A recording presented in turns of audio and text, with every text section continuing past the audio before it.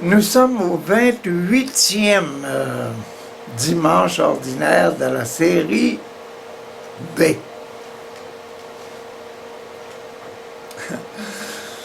28e dimanche, je trouve ça, les deux premières lectures, je les trouve formidables. Pourquoi? Parce que c'est en explication de l'Évangile, c'est pour aider l'Évangile d'aujourd'hui, là. L'Évangile d'aujourd'hui qui est dans Saint Marc. Saint Marc est au chapitre 10. Donc, et puis c'est le jeune homme riche là, qui doit choisir. Et puis, quand c'est le temps de choisir, il regarde le Seigneur d'une façon toute triste là, parce qu'il avait beaucoup d'argent. Écoutons ces deux premières lectures. La première lecture est dans la sagesse, numéro 7. Vous savez que le numéro 7, hein, c'est le jour, le 7, le numéro 7, c'est le jour où le Seigneur s'est assis et a dit, oh, tout ce que j'ai fait pendant 6 jours, là, c'est bon, hein? C'est bon, merci. Merci, merci, merci pour tout ce que j'ai fait pendant 6 jours. Donc, c'est un remerciement. Donc, c'est une satisfaction dans tout ce qu'on a fait, là, dans notre passé.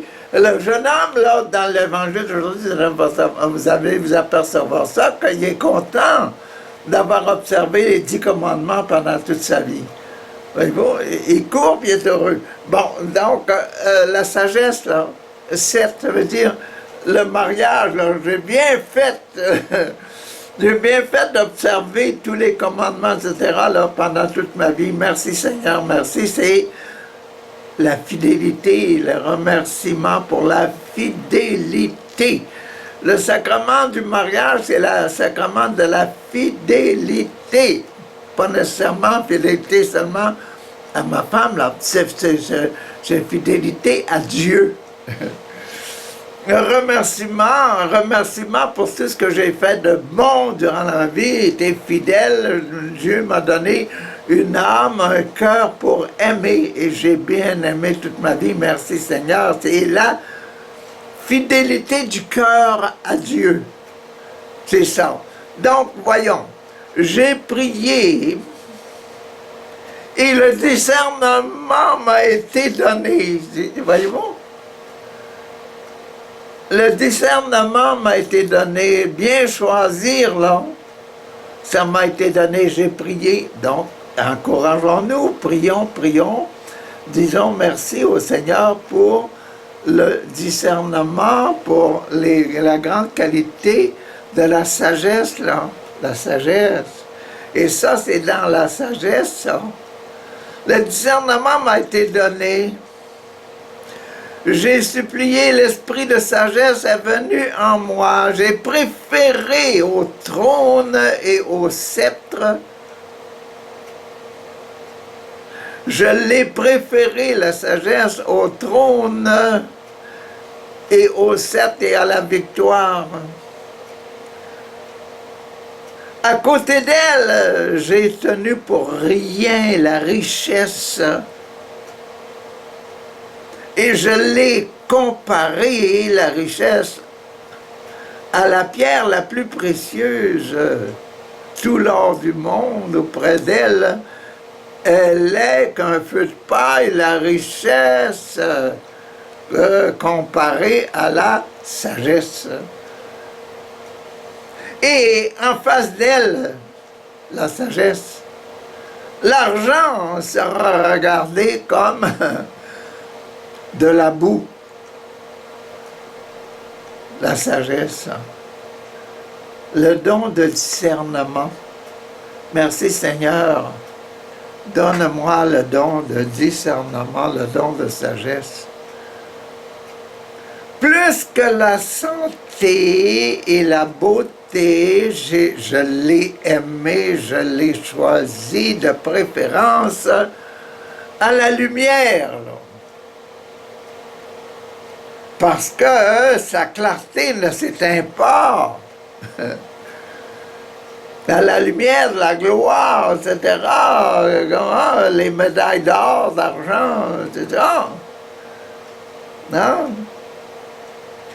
Tous les biens me sont venus avec la sagesse, avec elle, par ses mains. Une richesse devient incalculable si je mets la sagesse de Dieu dans mes actions. Mes actions deviennent incalculables, incommensurables, très grandes en valeur du royaume de Dieu. C'était la première dans la sagesse, là. La deuxième lecture, elle, aide aussi à l'Évangile, l'évangile du jeune homme. Là. Et l'évangile de Saint-Pierre qui dit à Jésus, nous autres, on a tout quitté. La valeur, la personne, là, la valeur amour de la personne. Là. Nous autres, on a tout quitté pour se suivre. Là. Bon. Donc, la deuxième lecture aujourd'hui, dans la lettre aux Hébreux, et c'est un numéro 4, le baptême, la réconciliation, la confirmation, l'Eucharistie 4, le fait de faire partie de la famille, être à table avec Dieu, de faire partie de la famille, être dans le ventre de l'Église, dans le ventre de la maman, dans le ventre de l'Église, c'est ça, là, être sur la table, la nourriture, donne-nous aujourd'hui notre pain de ce jour. C'est bon, hein? Bon, voilà.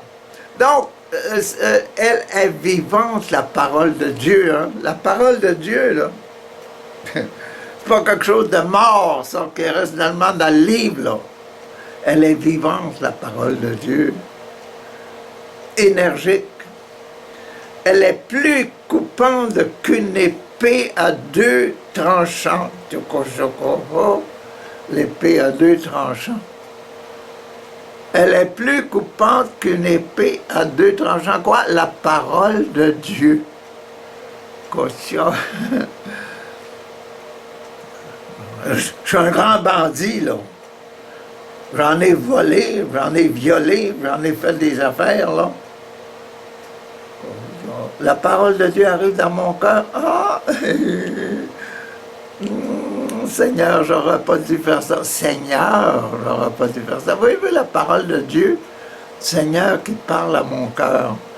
La parole de Dieu, elle est vivante, elle n'est pas simplement dans le livre, là. Elle est dans mon cœur. C'est-à-dire, non, la parole de Dieu, elle est, la parole de Dieu, énergique, plus coupante qu'une épée à deux tranchants. Elle va jusqu'au point de partage de l'âme et de l'esprit. Partage de l'âme et de l'esprit. Tu auras partage de l'âme et de l'esprit. Vous allez le voir dans la chose là, partage de l'âme, l'état de l'âme et puis de l'esprit, de la pensée, là, la pensée, mon choix, là. Je choisis, oui, je choisis le bien, ou je choisis ce qui est moins bon, là. Tu sais, la parole de Dieu vient et suis-moi, quitte tout. Bon, ça va aller là, là. Âme de l'esprit, les jointures et les moelles séparent, tu crois, la parole de Dieu, l'épée, le poignard, il passe à travers, quand on dépaît son animal, là, le couteau, il passe à travers ça. Puis il détache la partie qu'on veut. Oh. Elle juge les intentions et les pensées du cœur. On va le voir dans la lecture. Le jeune homme, là, il dit, j'ai fait ça, moi je suis content, j'ai fait ça. Mais je dis qu'il manque quelque chose. On va le voir. Bon, pas une créature n'échappe à ses yeux de la sagesse, à Dieu, là. hein, l'amour de Dieu qui est dans notre cœur, il n'y a pas, pas une créature qui n'échappe à ses yeux. Tout est nu devant la parole de Dieu. Coco. Est soumis à son regard. Nous aurons à lui rendre des comptes à la parole de Dieu. Et c'est ça qui arrive dans... Ça, c'est la fin de la deuxième lecture. Merci Seigneur pour ça. Ça quoi? Cette parole-là qui habite en nous. Cette parole-là qu'on appelle la conscience. Qu'on appelle notre conscience, parce que notre conscience, c'est la présence de cette parole, cette présence de Dieu, notre présence de l'amour parfait qui est en nous, là. Et notre conscience nous dit, oui, c'est bon ça. Tu vas grandir avec ça parce que c'est bon. Comme le Seigneur, le 7e jour, dit, tout ce que j'ai fait durant la semaine, là, c'est bon. Vous voyez le besoin d'un jour de repos avec le Seigneur une fois de temps en temps pour dire merci pour tout ce que le Seigneur a mis en nous, cette parole-là. Bon, on est rendu maintenant à la troisième lecture qui est l'Évangile.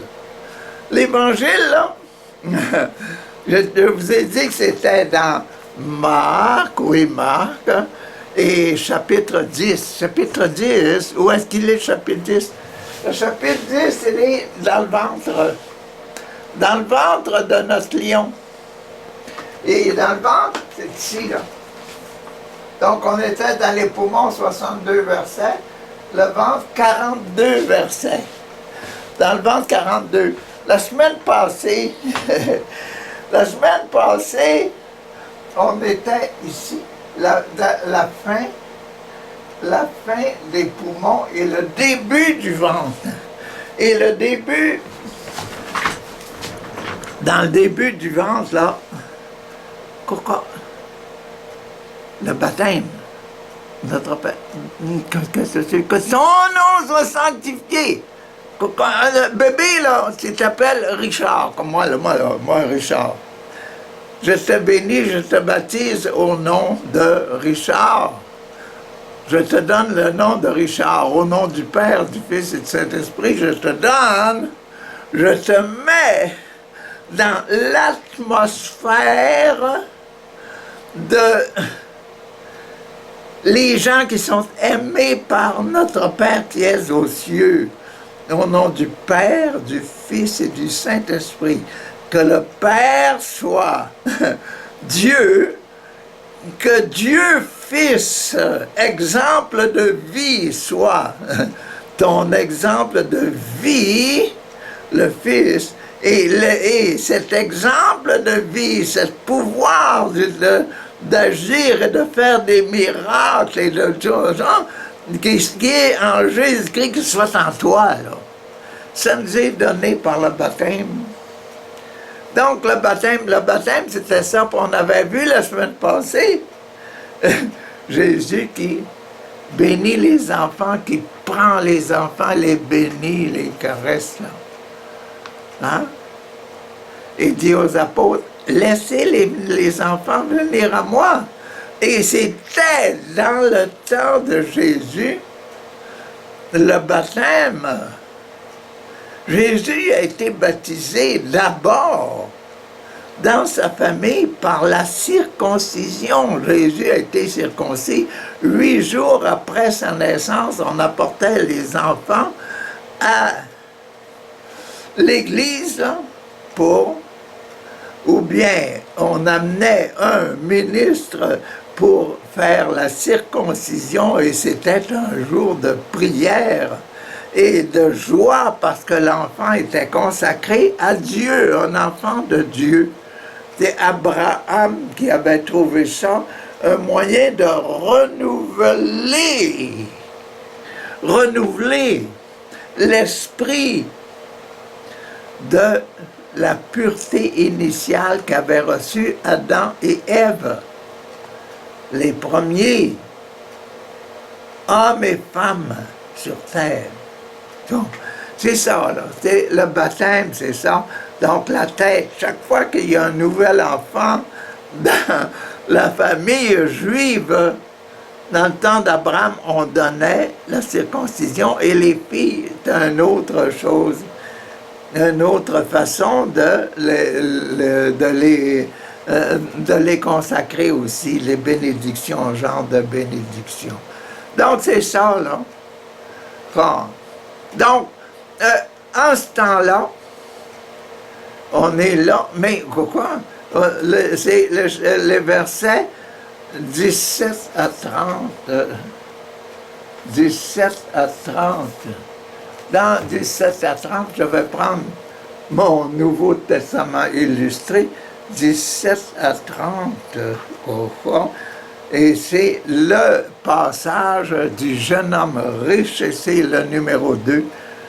Donc, après le baptême, là, dans l'homme, là, le deuxième sacrement, c'est le cœur, l'amour. Sacrement de réconciliation, donner une bonne poignée de main à son voisin, l'amour. Le troisième, dans notre Père, deuxième, c'est, le premier, c'est que ton nom soit sanctifié. Deuxième, que ton règne vienne. Ce cas, son enfant, son Jésus, là, tu viens sur la terre, que ton règne là, vienne, là, que la présence de la pureté de l'enfant soit sur terre, que ton règne de la pureté vienne sur la terre, là, et qu'on manque ça beaucoup, qu'on en manque la spiritualité de ça. Le troisième, c'est que ta volonté soit faite. La volonté, ta volonté, que ta volonté, ton oui soit un oui. Enlève-moi les noms, là. Que le non soit un non au mal. Non, mal, je ne t'accepte pas. Oui, tout ce que j'ai fait comme le 7e jour. Ça, c'est la confirmation. Mais aujourd'hui, on est dans le numéro 2, donc dans l'amour. Dans l'amour. Donc, comment se fait cette réconciliation avec mon baptême, là? Lui, le jeune homme riche, là, il a été baptisé parce que ça se montre. Il va dire, j'ai été baptisé, moi j'ai observé ces commandements-là. Depuis, j'ai été un enfant de Yahvé depuis ma jeunesse. Pourquoi? Donc voilà, donc c'est ça. Donc le deuxième commandement, c'est le... hein? Et j'ai seulement un Dieu, j'ai seulement Jésus qui est le Fils de Dieu, qui est Dieu pour moi. Il n'y en a pas d'autre, là. Il n'y a pas le statut de bronze de Moloch ou bien d'un autre, là, ni le statut d'un imam ou quelqu'un d'autre, là. Non, non, non, non, non. Il y a seulement, dans mon cœur, seulement Jésus qui est mon exemple de vie. Donc, voilà. Donc, on est dans ce passage-là aujourd'hui, là, passage 2, et on va avoir une partie numéro 3. Je vais vous le dire quand on arrive là. Je commence la lecture d'aujourd'hui. Comme Jésus se mettait en route, un homme vint en courant, un jeune homme vint en courant.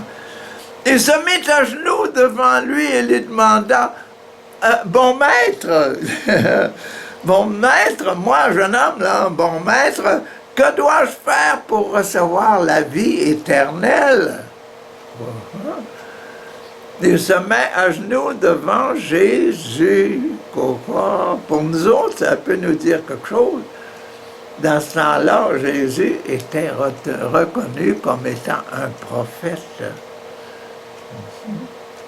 Et le jeune homme, en ce moment-là, il respectait toute la puissance qu'il voyait en Jésus qui faisait des miracles et qui chassait les démons. Là. Il disait, non, démon, reste pas là. Va-t'en dehors. Oui, va-t'en dehors. La place dans le cœur de cette personne, c'est ma place à moi. Tu sais? Ah, bon, non. Donc, bon maître, que dois-je faire pour recevoir la vie éternelle? Jésus lui dit, pourquoi tu m'appelles bon? Tu cas, le jeune homme aurait pu le dire, hein? Bon, c'est parce que je l'ai remarqué que tu étais bon. J'ai remarqué que tu faisais des miracles. J'ai remarqué que tu faisais pas de défauts, puis tu faisais pas des mauvaises actions que beaucoup font alentour de moi, là. J'ai remarqué que tu tuais personne, là. Hein? Tu boxais pas pour rien, etc. Bon. Pourquoi m'appelles-tu bon? Personne n'est bon à part Dieu seul. Donc, dans ça, on peut dire que le jeune homme adorait Dieu seul dans la présence de Jésus. Et c'est bien le deuxième commandement de Dieu. Tu n'auras pas d'autre Dieu que moi. Premier commandement de Dieu, tu as un seul Dieu. Deuxième commandement de Dieu, tu n'auras pas d'autre Dieu que moi, Jésus, moi, Jésus. Moi, Jésus, moi, là. C'est ça que disait le papa. Puis au nom du Père,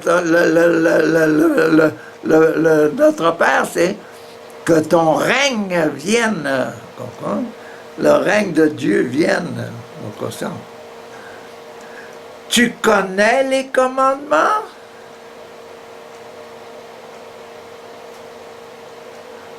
Ne tue pas. Ne commets pas d'adultère. Ne vole pas. Ne dis pas de faux témoignages contre quelqu'un. Ne prends pas aux autres par tromperie. Respecte ton père et ta mère. Tu vois? Dans tous les commandements de Dieu, là. Excepté, il y en a un qui dit « Je suis ton Dieu ». Tu auras seulement un Dieu et aime ton prochain, montre-toi comme étant ça l'amour. Ça, il n'en a pas parlé jusque-là, mais là, il va en parler. L'homme lui répondit, « Maître, j'ai observé tous ces commandements, qui regarde l'autre, qui montre la mauvaise intention, puis le boxage, puis tout ça, là. Je les ai observés, toutes ces affaires-là. Depuis que je suis petit, mes parents m'ont montré ça. Je suis un enfant de Dieu, hein, je suis bien un enfant de Yahvé. Depuis ma jeunesse, Jésus le regardant avec amour, imaginez-vous. Qu'est-ce que Jésus aimait? Hein? Il aimait ça, là. Il aimait que le jeune lui dise « Pourquoi? J'ai observé tout ça, là. » Comme le faisait le pharisien dans sa prière quand il est allé à l'église, là. Il dit, je suis meilleur que le publicain. Donc le pharisien, observateur de la loi, c'est ça. Donc, Jésus le regarda, il aima sa qualité de cœur. Hey, on voit ça souvent, nous autres. On voit des jeunes hommes dans la rue, dans les magasins, puis partout. Hein, on dit, oh, dis-moi pas. Il semble beau, il semble bon, il faudrait lui demander, Seigneur, donnez-moi la chance de lui demander s'il observe les commandements, puis tout ça. Hein? Puis s'il disait, tous les jeunes hommes, là, puis les jeunes filles que l'on rencontre, ils nous disaient ça. Moi, j'ai observé ça depuis que je suis jeune. Oh, merci Seigneur, merci Seigneur. Le regard d'amour qu'on mettrait sur ces enfants-là, c'est-il un regard sexuel? Non, non, non. C'est le regard des yeux de Jésus qui regarde si l'enfant a un cœur pur. Non, c'est ça, le regarder, quand on vous dit, regardez avec les yeux de Jésus. Regardez si cette personne-là a le cœur pur et les intentions pures. C'est ça qu'il faut glorifier. Jésus le regarda avec amour et lui dit, « Il te manque quelque chose, toi. Il te manque quelque chose, toi. » Il y a les commandements, là.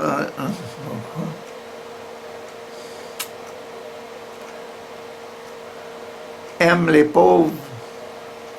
Aime. C'est plein de richesses, tes poches sont pleines, là. Cocotière, il te manque des choses, vends. Vends tout ce que tu as et donne l'argent aux pauvres. Débarrasse-toi de ceux qui t'empêchent de me suivre. Pourquoi? Parce que Jésus dit, moi je suis pauvre. Je cours pas pour l'argent, je cours pour faire connaître l'Esprit Saint qui m'habite et qui fait des miracles et qui chasse les démons. C'est pour ça que je suis venu sur la terre. Et puis, vous montrer que je ne ferai pas un péché durant toute ma vie. Tiens, vends ça, donne ça aux pauvres. Alors, écoutez bien, alors tu auras des richesses dans le ciel. Tu comprends? Donne ça aux pauvres. Donne. Ouvre ton cœur pour le voisin, pour le pauvre, pour ceux qui manquent de quelque chose, là. Donne.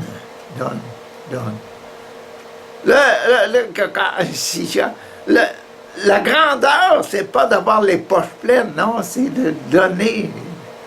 D'avoir le cœur plein de l'amour de soi-même, de toutes ses qualités personnelles. Non, c'est de les donner, nos qualités, puis nos grâces que le Seigneur nous a données. Même si c'est le don des miracles, donnez-le, votre don. Vous avez reçu un don pour vous donner. Quoi? Le don des prières. Donnez-en les prières. Donne. Et là, tu vas être heureux parce que tu vas avoir la joie de me suivre. Encore richesse, puis viens et suis-moi. Donne. Et là, le fait de donner, tu vas être obligé de venir à moi parce que tu t'aperçois que je suis maître. Hein? Tu es bon maître, tu es bon. Tu vas t'apercevoir que tu es bon. C'est ça, là. Viens, suis-moi, c'est ça. Tu t'aperçois que tu es bon, puis qu'on va marcher ensemble. Mais quand l'homme entendit ces paroles-là, donne toi-même. Tu vois pas? Viens, suis-moi. Il prit un air sombre. Voyez-vous, les deux premières lectures qu'on disait tantôt au sujet de la sagesse, là, qui nous fait choisir le bien et le mal. La sagesse qui est comme un couteau qui tranche. Tchoura! Et puis là, il prit une attitude différente, je crois. Il prit un air sombre. Et il s'en alla. Tout triste, Choco. Sa joie d'avoir observé tous les commandements qu'il connaissait, là, qu'il aimait, qu'il mettait dans sa vie, là, a disparu. Il manquait l'amour. L'amour parfait. Donner et aimer. Tu comprends? Parce qu'il était très riche. Il aimait, il a préféré, je choisis, Coca, le couteau à deux tranchants, je choisis la richesse. Coca, hein? Ça parle beaucoup, hein? Mais c'est pas fini là. Là, on rentre maintenant dans le numéro 3. Tu sais,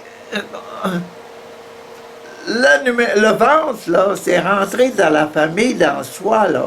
Puis on a commencé par les enfants, les bébés. La bénédiction des enfants. Le numéro 2, c'était l'enfant. Après que quand il grandit, il arrive à l'âge de 15-16 ans, là. C'est ça qu'on voit le jeune homme, là. Voyez-vous, les enfants, les gens du ventre, là, les enfants de la famille, là, dans le ventre, là, on est dans le ventre. Vous les voyez vieillir. On va vieillir un petit peu encore, là.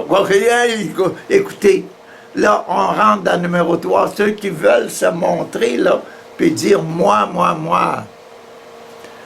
Et ils doivent... Qu'est-ce qu'ils mettent lui, dans le troisième sacrement, le sacrement de la confirmation, là? Que sa volonté soit faite, là. Que sa volonté soit... C'est ça, le troisième commandement, c'est la confirmation. L'esprit... Moi, je vous dis des choses un peu comme ça, parce que c'est l'esprit qui donne la vie. C'est pas simplement le sacrement de la confirmation que donne l'évêque. C'est l'esprit qui donne la vie. Quand je me confirme, je me rends heureux de vivre le fait que je suis un enfant de Dieu. Et voici ce que va dire, là, écoutez-le bien. Donc, on est rendu, le bébé, 16 ans, et là, c'est Pierre, là, quoi ça? Quel difficile. Jésus regarda les disciples, 16 ans en montant, là. Jean, 16 ans, 17 ans, là. 18, 19, 20, Jean, 20 ans, 25, 30 ans, Pierre, etc., Cora, hein? Bon, disciples. Il regarde les disciples qui l'entouraient et leur dit, il est difficile aux riches d'entrer dans le royaume de Dieu.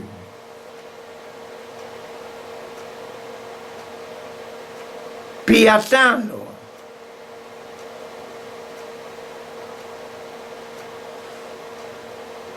Après avoir fait son acte d'amour en regardant l'enfant qui avait observé les commandements, les 8 commandements,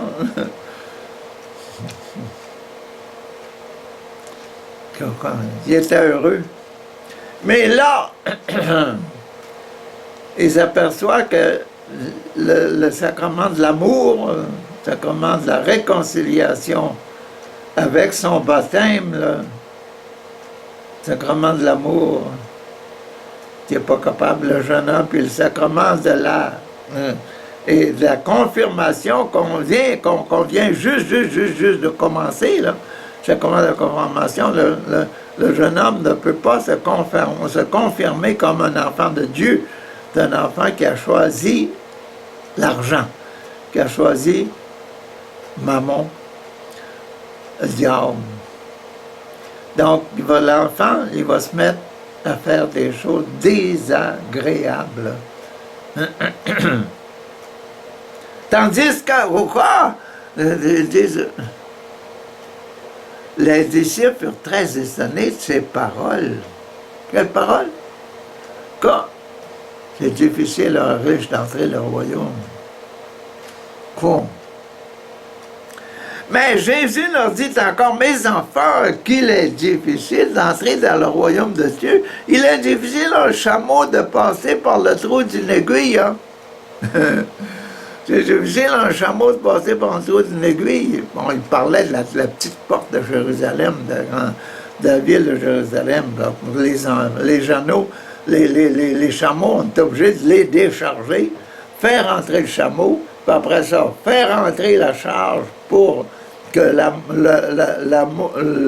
le chameau soit déjà passé la porte, faire rentrer, voyez-vous, ce que Jésus demandait au garçon, là, hey, va vendre tout ce que tu as, enlève la charge de ton chameau, c'est ça, là.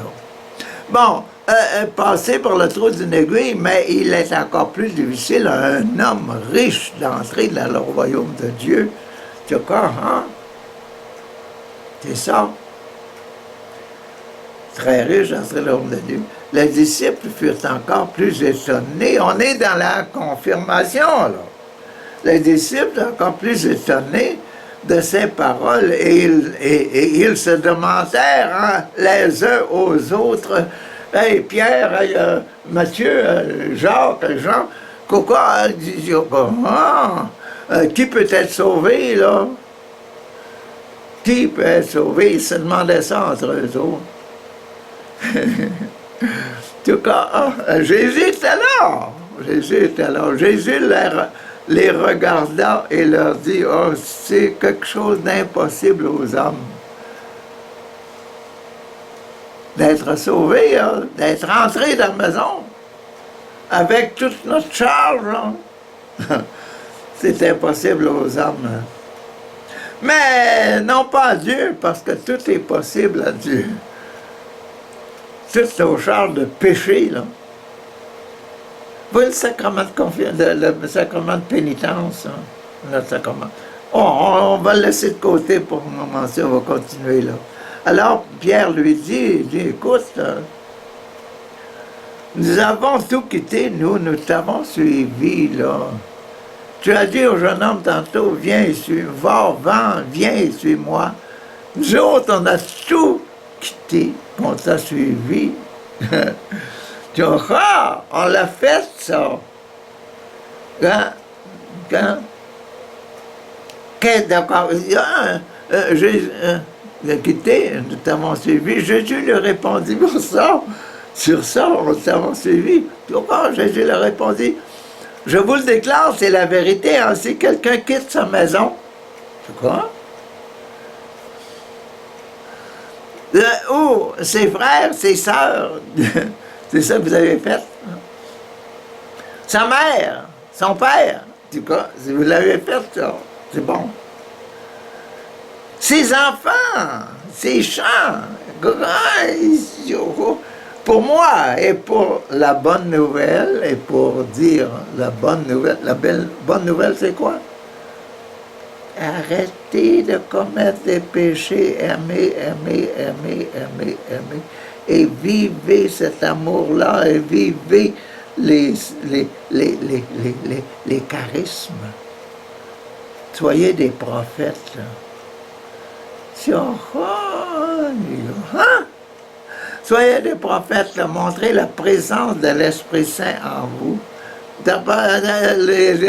Pour moi et pour la bonne nouvelle.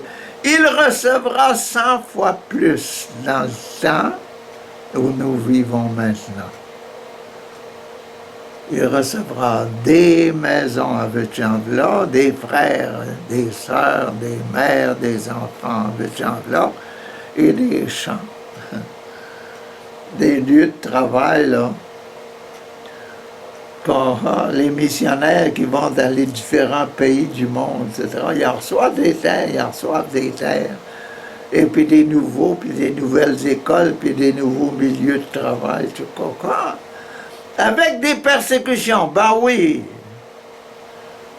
Pourquoi des persécutions? Parce que Jésus, il a été persécuté parce qu'il faisait du bien.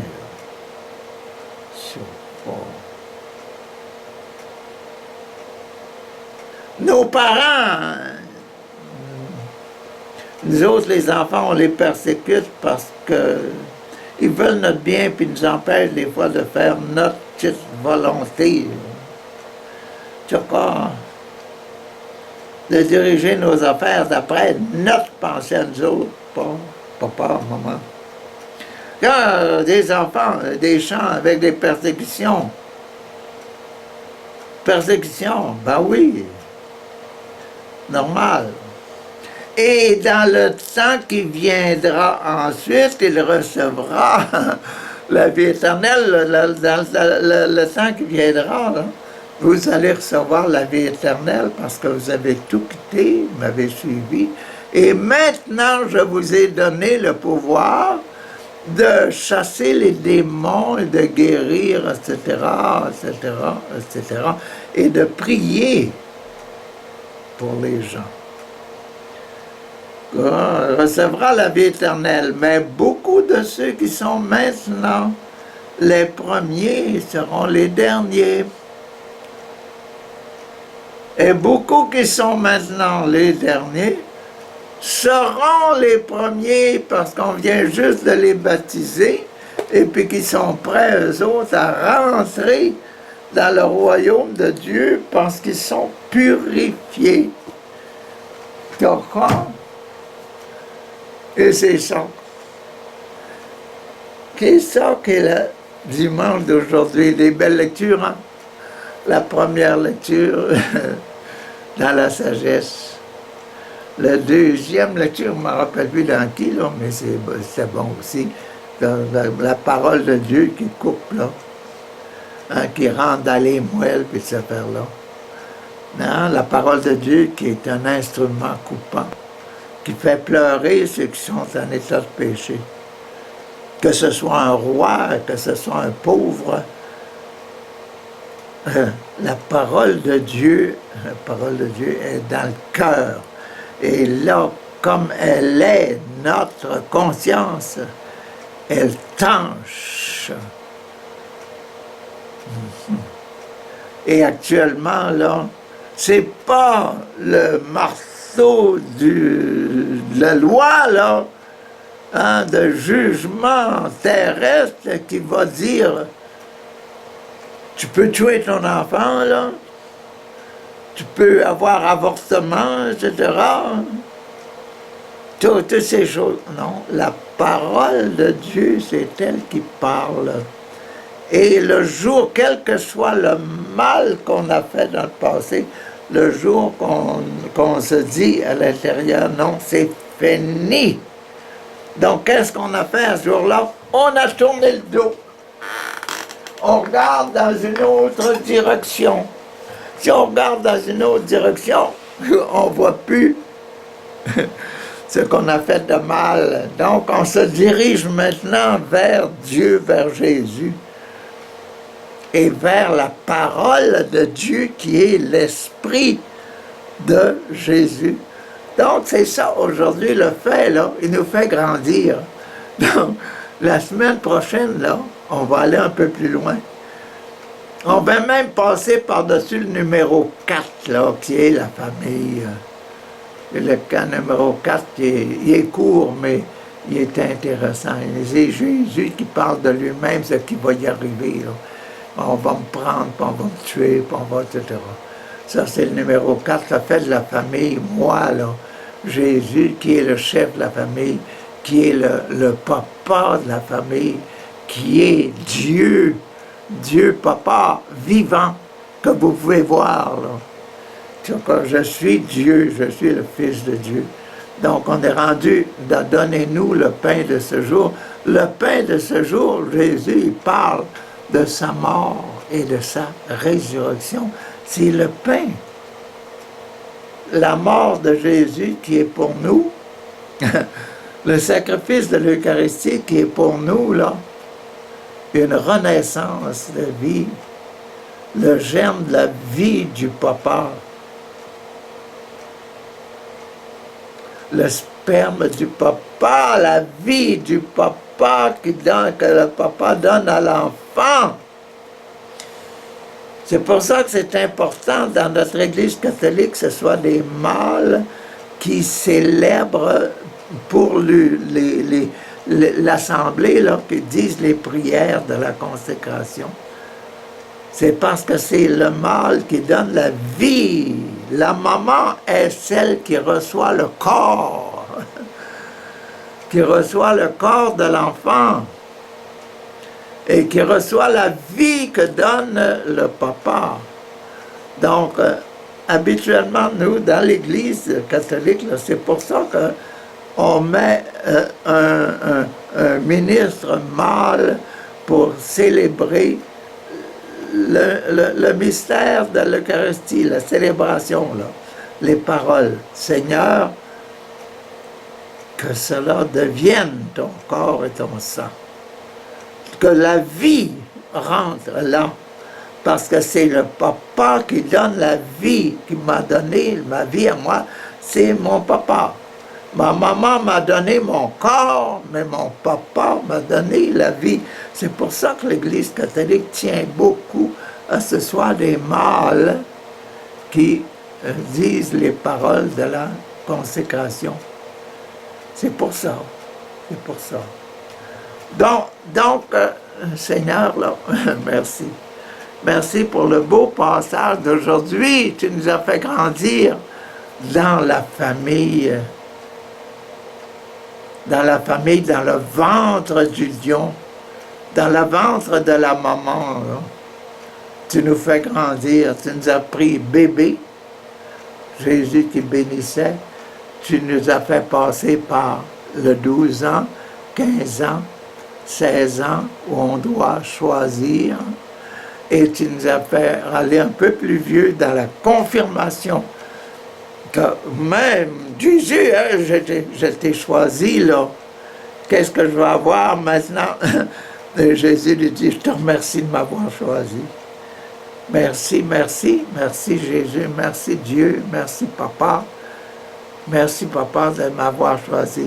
Et merci Maman Marie de continuer mon éducation chrétienne, de me garder près de Papa et de Jésus et de me faire grandir dans l'esprit de Jésus. Merci Maman, Maman Marie, de m'accompagner sur mon chemin de vie. Amen. Alléluia.